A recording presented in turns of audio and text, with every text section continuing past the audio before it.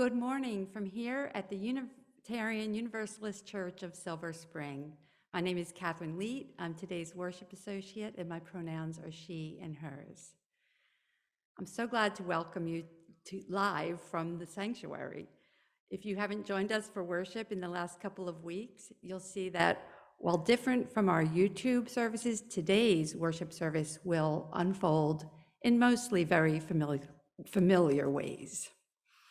If you're joining UUCSS today for the first time ever, we're glad you're here. Jim Street is our welcoming captain, and we'll be glad to answer your questions in the chat. Jim will also be available during the coffee hour, the virtual coffee hour after the service, which will be right here in the same Zoom room. Like any big change, it is taking us all some time to become accustomed to this new way of being together for worship. We will begin welcoming a limited number of people into the sanctuary for worship next Sunday, October 31st, and that will bring even more transition into the service. We welcome your feedback, and we ask for your grace and understanding as we manage the many details involved in offering worship both live and online. However you join us in community, we're glad you're here.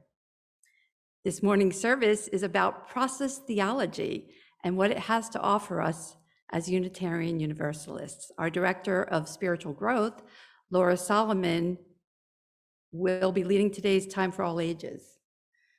And our minister, the Reverend Kristin Grassel Schmidt, will be preaching. This morning, we're glad to have Miyako Villanueva providing live ASL interpretation. Every Sunday, we've encouraged people wherever they're tuning in for worship to come with their own chalice, candle, flashlight, to join us in lighting the flame of community. If you don't have something handy with you yet, I invite you to go and get it now. In the meantime, we'll say thank you to everyone who has contributed to today's service.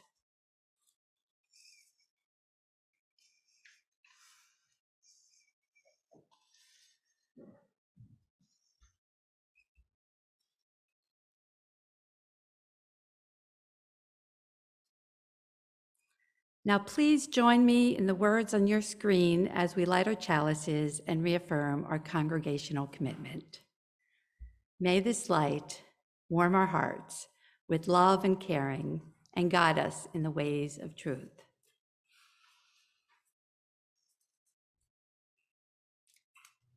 As we gather here for worship, we pledge ourselves to the endless search for truth, to the right of each to believe, as mind, heart, and conscience dictate, to accept these responsibilities this freedom commands, and to implement our belief in the essential worth and dignity of every human being. May it be so. Now let's sing the song of exaltation. The words of the song will appear on your screen.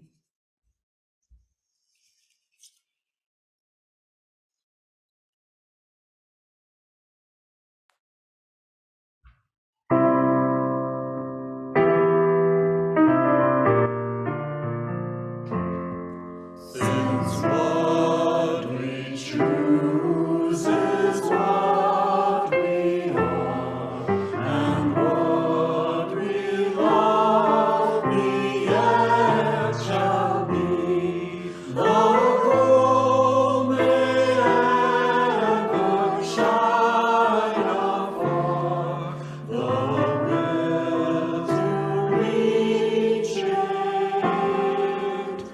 makes us free.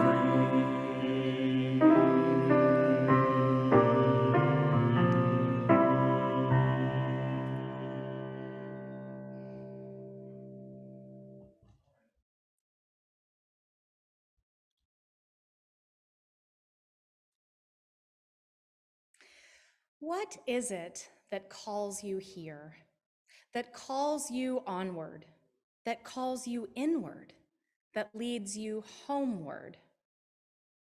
What is it that gives you the power to make that change, to ask that question, to take that journey? What is it that says you have done well, that asks you to learn more, that brings you to stillness, that holds you up in hard times? It is relationship, the beating heart of our faith.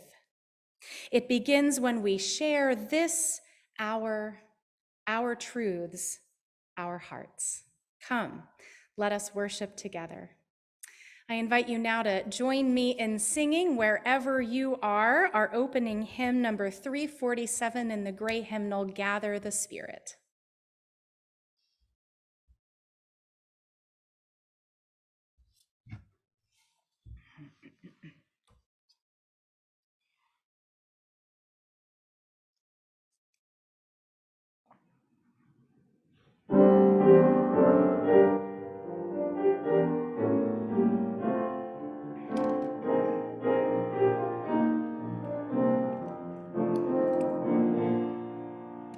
Gather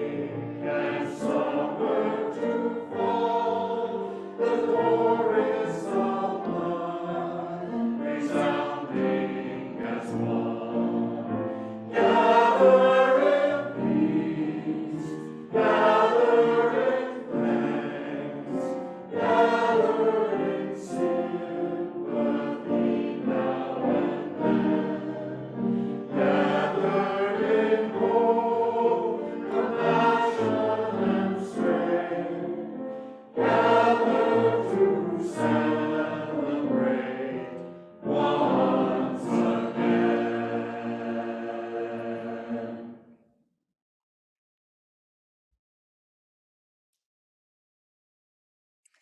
Good morning. Our time for all ages is a story, a Midrash really written by Rabbi Mark Gelman.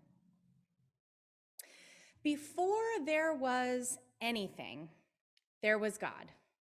A few angels and a huge swirling glob of rocks and water with no place to go. The angels asked God, "Why don't you clean up this mess?" So God collected rocks from the huge swirling glob and put them together in clumps and said, "Some of these clumps of rocks will be planets, and some will be stars, and some of these rocks will be just rocks." Then God collected water from the huge swirling glob and put it together in pools of water and said, "Some of these pools of water will be oceans, and some will be clouds, and some of this water will be just water." And the angel said, "Well, God, it's neater now, but is it finished?" And God answered, "Nope." On some of the rocks, God placed growing things and creeping things and things God only knows what they are. And when God had done all this, the angels asked, "Is the world finished now?" And God answered, "Nope." God made people from some of the water and dust and said to them, "I am tired now. Please finish up the world for me. Really, it's almost done." But the people said, "We can't finish the world alone. You have the plans and we're so little." "You are big enough," God answered them, "but I agree to this. If you keep trying to finish the world, I will be your partner." The people asked, "What is a partner?" And God answered, "A partner is someone you work with on a big thing that neither of you can do alone. If you have a partner, it means that you can never give up because your partner is depending on you. On the days you think I am not doing enough, and on the days I think you are not doing enough, even on those days, we are still partners. And we must not stop trying to finish the world. That's the deal." And they all agreed to that deal. Then the angels asked God, "Is the world finished now?" And God answered, "I don't know. Go ask my partners." This is the end of our time for all ages this morning.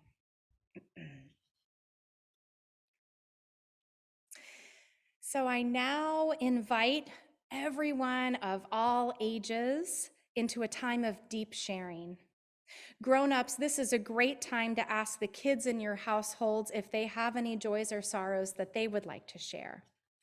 This morning, we will share by typing into the chat box during the music.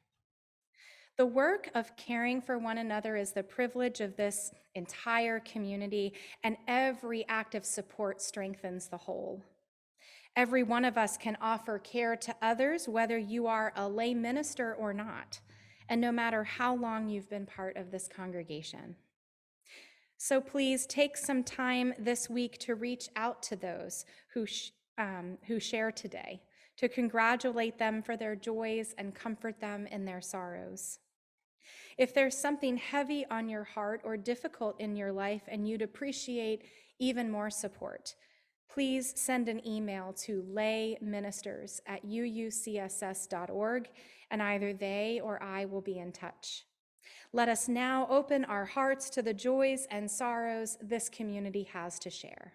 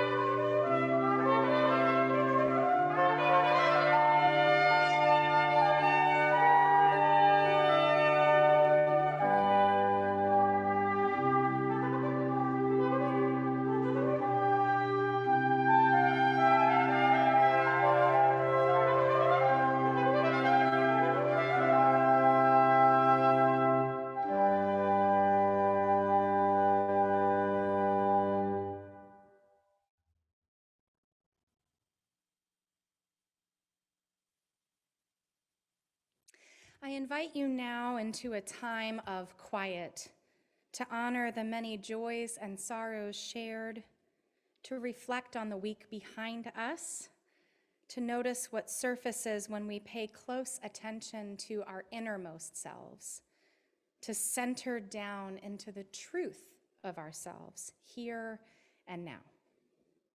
I will conclude our time of quiet by ringing the singing bowl, and then I invite you into prayer with words written by Reverend Marta Valentin. Let us now enter into a moment of silence together.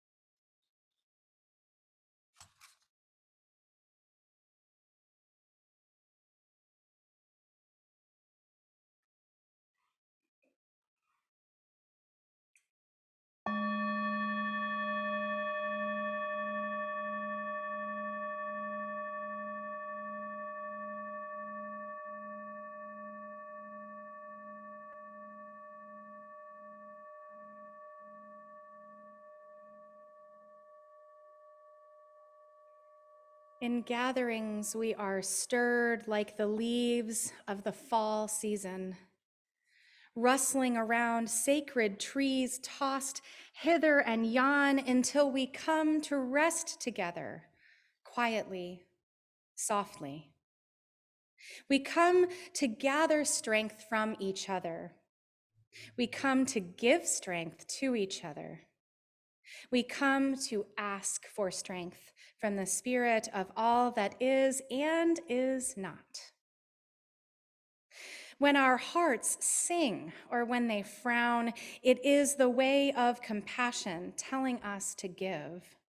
It is the way of peace telling us to share our gifts, for we are happiest and most powerful when love is made apparent in and through us. Spirit of the circle that is love, as we twirl in this dance that is life, as we give thanks for reminding us each day of our task of ministering to each other, with a searching glance, a safe touch, a generous smile, a thoughtful word. Thank you for reminding us that we are always building our beloved comunidad. Thank you for reminding us that through our covenant with you, we covenant with each other and are made whole. In gratitude, we celebrate with open hearts and minds. We discover who we are separate from each other and within one another. In this circle that holds all life, may we ever work toward widening its boundaries until there are none. Amen. Pause. Blessed be. I invite you now into our next hymn, Comfort Me, from the Teal Songbook.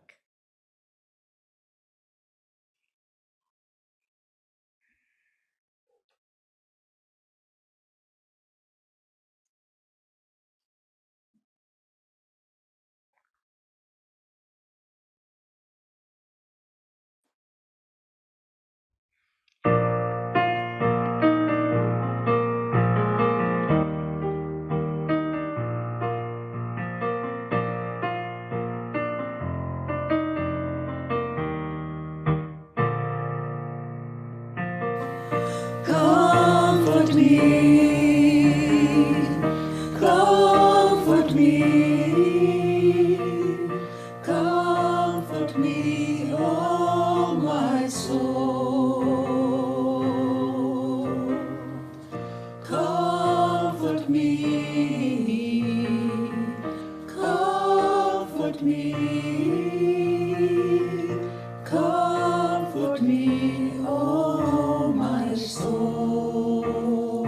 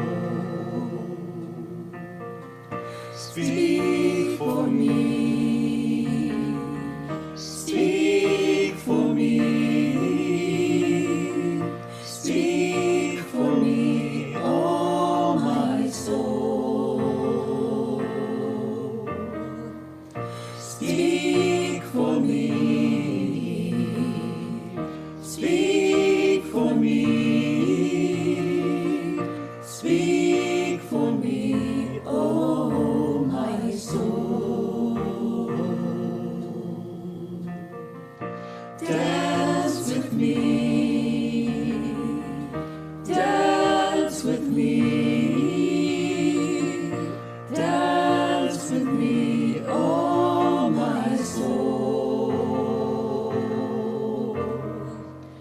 Dance with me, dance with me, dance with me, oh my soul. Comfort me, comfort me, comfort me, oh my soul. Comfort me, comfort me, comfort me, oh my soul.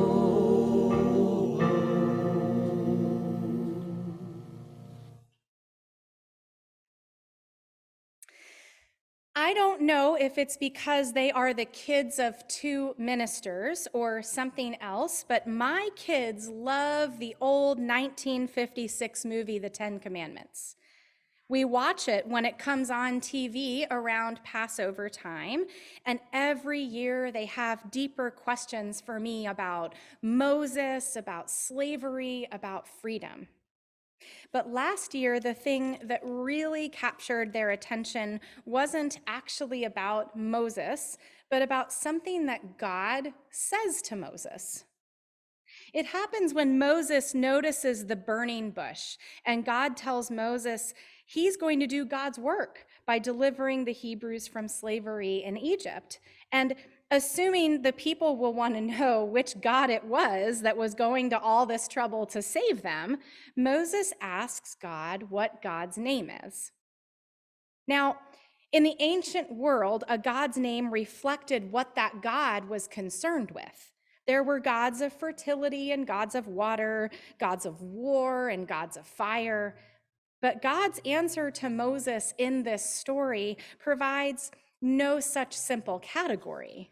God says to Moses, I will be what I will be, or I am becoming what I am becoming.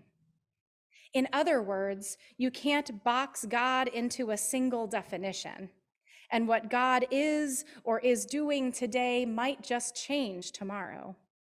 In other words, the image of the God in this story is that of a dynamic divine.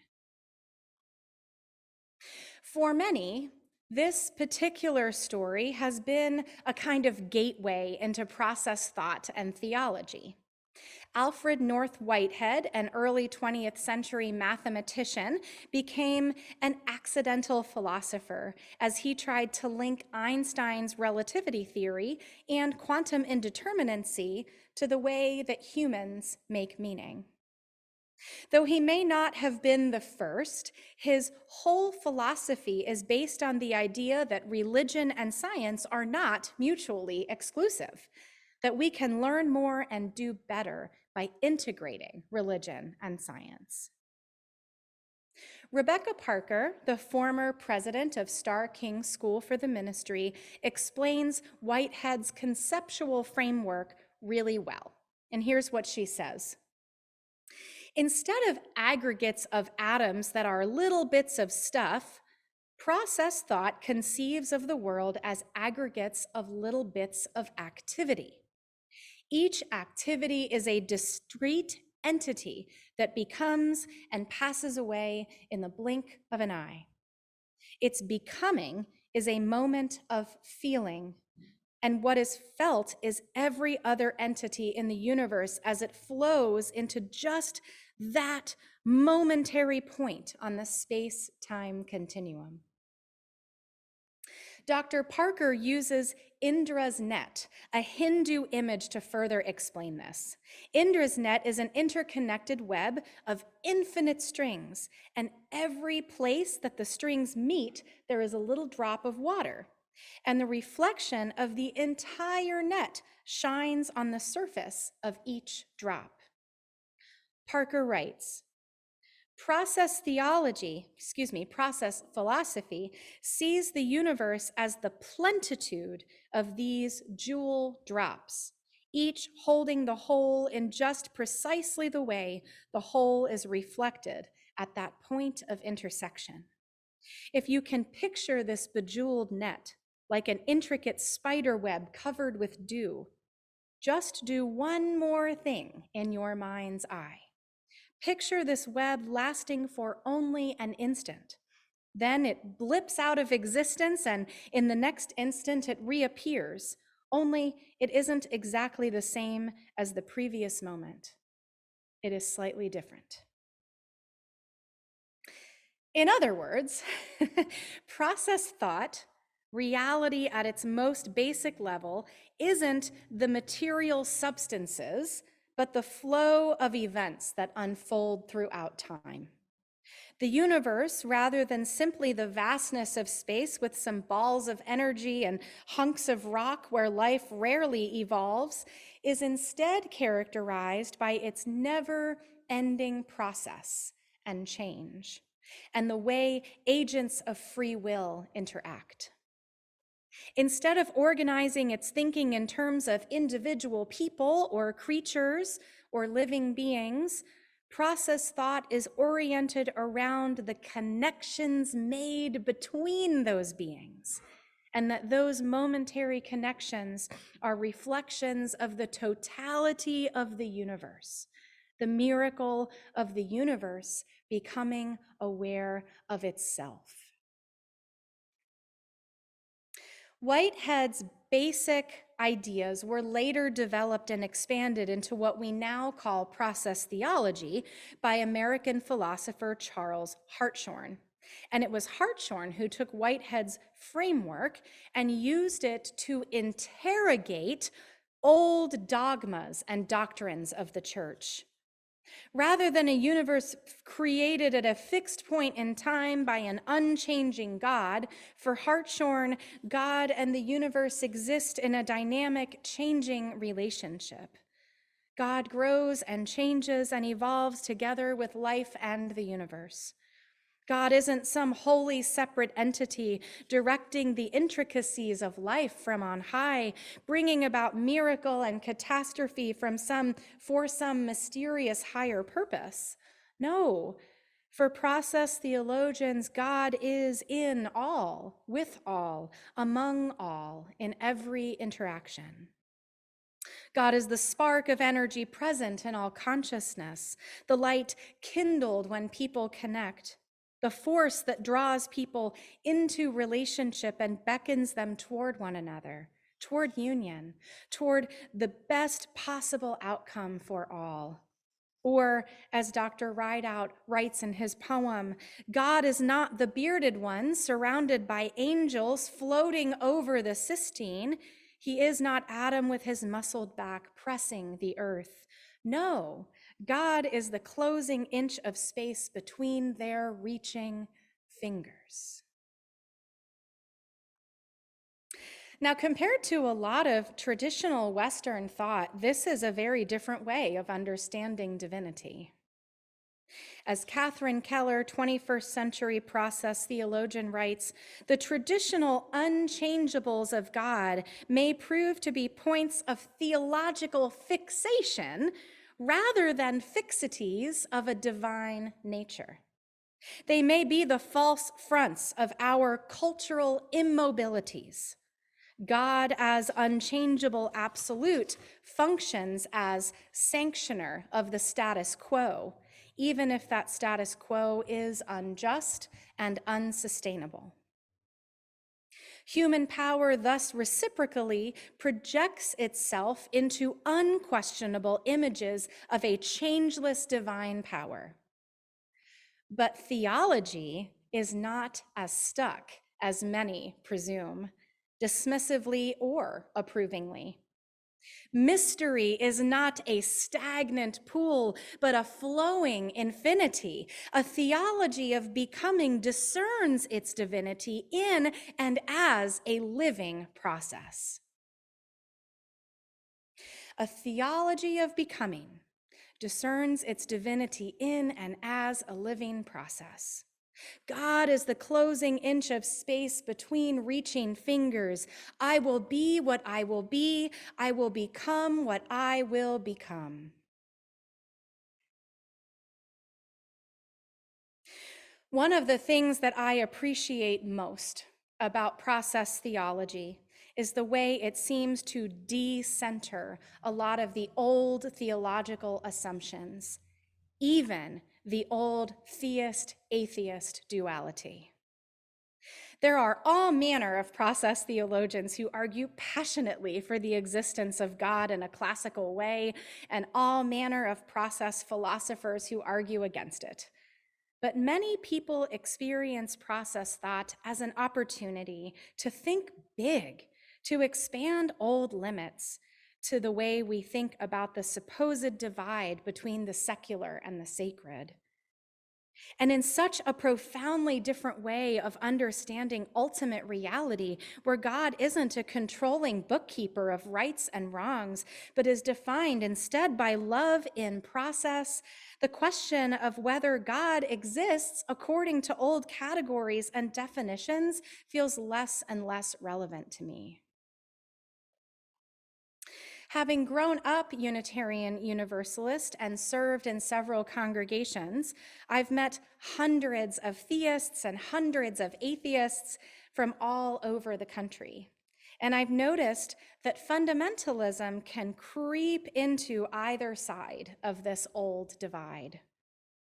Both labels, atheist and theist, often mean pretty different things to different people. And yet often when they are uttered, it's like this stark line is drawn in the sand. But really, belief in God is belief in one conceptualization of God. And disbelief in God is really disbelief in one way of understanding divinity. For a faith that assumes at its core that we don't all share the same beliefs or spiritual touchstones, we spend an awful lot of energy tiptoeing around what we do believe, what we do affirm, what spiritual experiences we've had that have moved and changed and inspired us. And I think that's kind of sad. Now, I'm not trying to suggest that theism and atheism are not important to those who claim them. And I'm also not arguing that as Unitarian Universalists, we need to arrive at some way of thinking about one another that assumes we're all really the same, because we aren't. We are different. Our congregation is diverse in many ways, and it is our diversity that is our strength. But we do ourselves a disservice by avoiding discussion of the things that make us different, including our theology, out of fear about how it will land with others. I find process thought helpful because it challenges some of the most entrenched assumptions that inform fundamentalism and white supremacy culture. But in and of itself, process thought isn't some grand solution to the things that divide us, some silver bullet that will finally unite us all in belief, however expansive. Because that's not what our faith is about. Our faith isn't about arriving at some way of reconciling everyone else's beliefs with our own so that they become acceptable to us. Our faith is not about keeping pieces of ourselves locked away when we come to church, even if those pieces are theological beliefs that others find challenging. This is a church where we strive to use language that includes many people, but theological inclusivity does not mean surrendering religious language to the religious right. Our faith is about learning how to be in right relationship with people whose beliefs are different than our own. It's about loving and serving one another across difference. It's about facing our religious past honestly and being willing to take responsibility for the inner work we might need to do to heal. Our faith is about being intentional participants in our own process of becoming and helping others and the world along in theirs. However, we understand the nature of ultimate reality. Whether we personally use sacred language to describe what is of deepest value and meaning to us, there is such deep, urgent need in ourselves and in our world, calling for us to make that need a priority. Our society is undergoing a profound transformation socially, economically, and politically, and we must decide as a community whether we want to be passive or active in our response, whether we want to focus inward on old tensions that distract us from our mission or outward on the world we're called to heal, to help shape for the better. We find ourselves in a particular time and place, as all people and communities do, and it is up to us to decide what our focus will be. We are a liberal religious congregation in the Unitarian Universalist tradition, trying to figure out how to do church in the context of late-stage capitalism. And in this particular context, perhaps what is most powerful about who we are is that across our many and varied theologies, philosophies, spiritual touchstones, cultures, and ethnicities, we share faith that there are things more important than short-term quarterly gains, that the quality of our relationships matters more than how we might profit from others, that the common good is worthy of work and sacrifice, and that we can serve that common good in every interaction we have. As we grow in awareness of our deepest purpose as a community in this time and this place, may we be inspired by the expansiveness of process thought. May we claim our theologies and spiritualities and philosophies with passion and pride, even as we do the important work of healing from past harm done to us in the name of religion or non-religion. May we remember the power of each interaction with others, the way the universe is at play in our fingertips, and what is possible when we align our own time and energy and resources with others to serve the common good. May it be so, and may we make it so. Amen.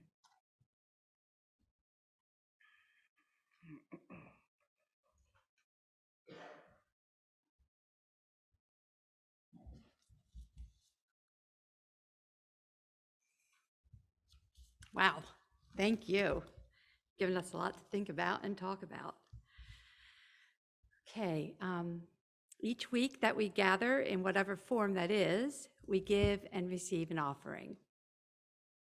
The funds collected during our offering are used to support all that this congregation does in our lives and our world. And the practice of making these offerings supports our growth in spirit as a community. There are 3 ways you can make your financial gift today. The first is by downloading the Vanco Mobile Faith Engagement app from Vanco to set up an account. For those who have been making these offerings using the Give Plus mobile app, please know that that old app has been retired. Following the instructions on the screen to download the new Vanco Mobile Faith Engagement app and then select UUCSS in order to give. The second way to give is by using your phone to text a message to 833-880-1363. The third optional way to give is by mailing a check directly to the church. All of the information you need for all 3 of these methods on your screen now will appear again toward the end of today's service. We give thanks for every single gift given today, for the opportunity to practice generosity together, and for the ways our gifts are more powerful together than they could ever have been apart. Your offering will now be received with gratitude.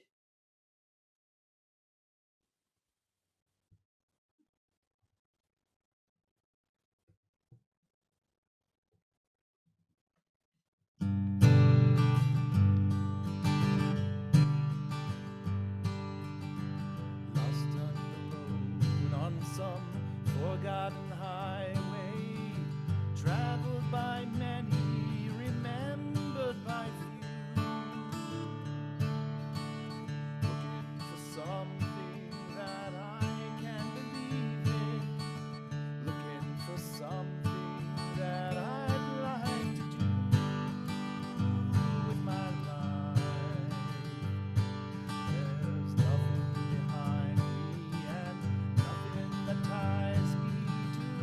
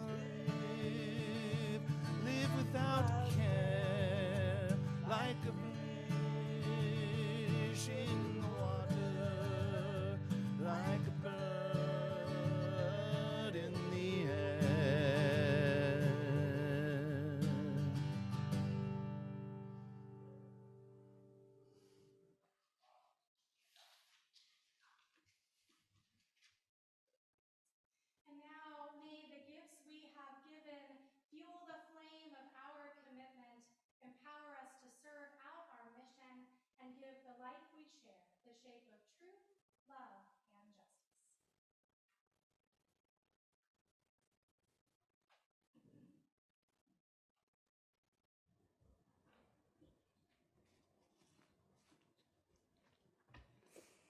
Our church is a vibrant community of volunteers and staff, a member of the Unitarian Universalist Association, and a part of the global UU denomination. Visitors are welcome to join us for a virtual coffee hour after the service and learn more about us.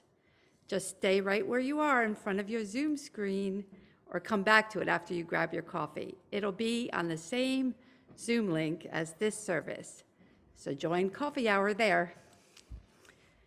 Today, we have two more announcements.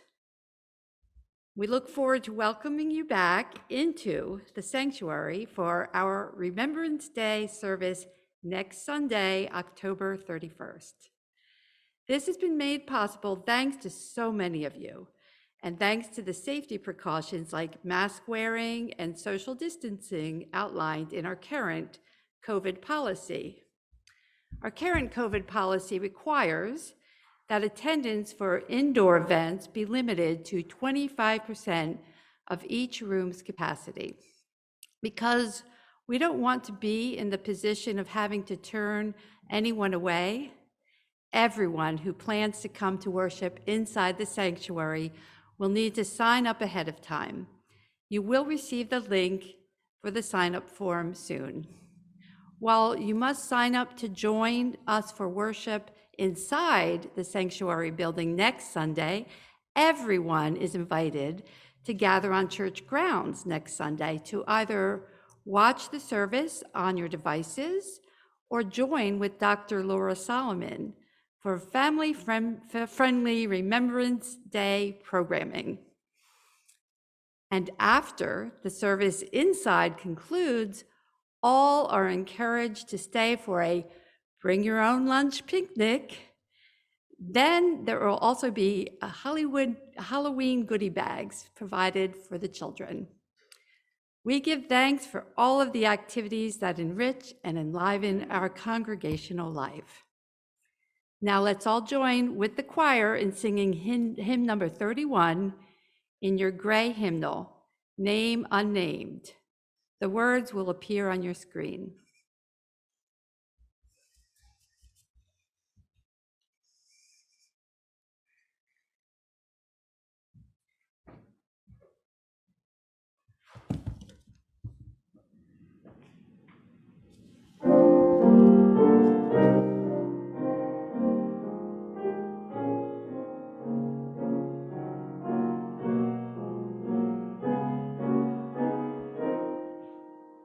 Amen.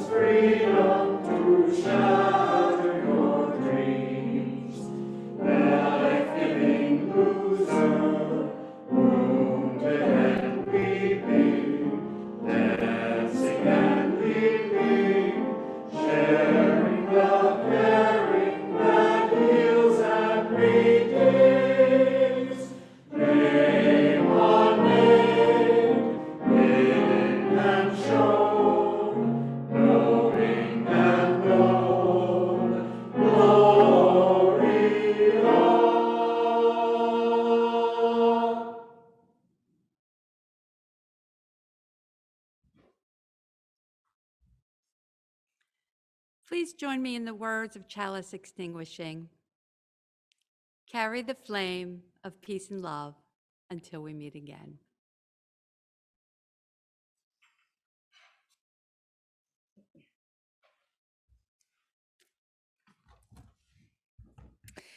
Go now with faith that the common good is worth it. Go now in amazement, for we all bring the universe to bear at our fingertips. Divinity finds its expression in all that we share.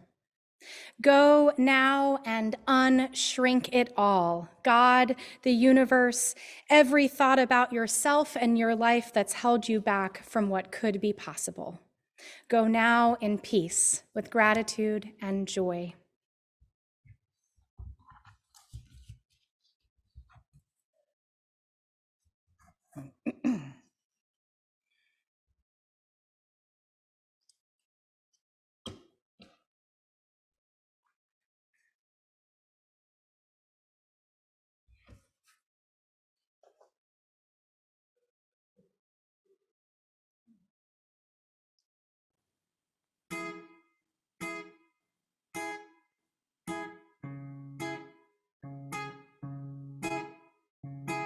Woke up this morning, I suddenly realized we're all in this together.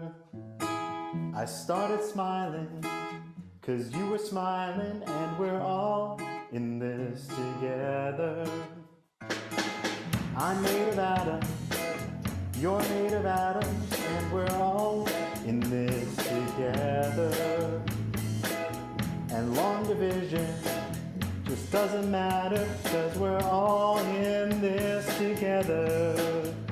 Yeah.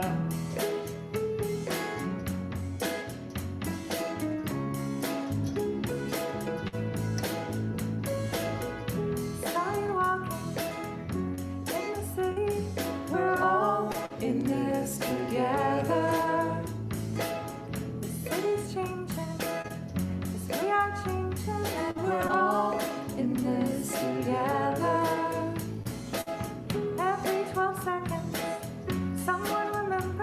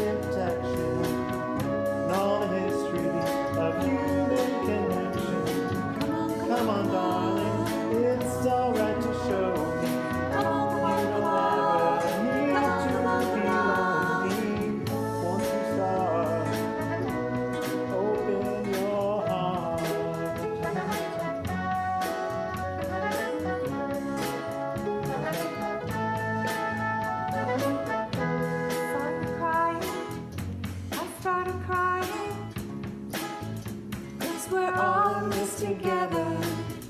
And then religion, it's a big decision. But we're all in this together, yeah. We're all in this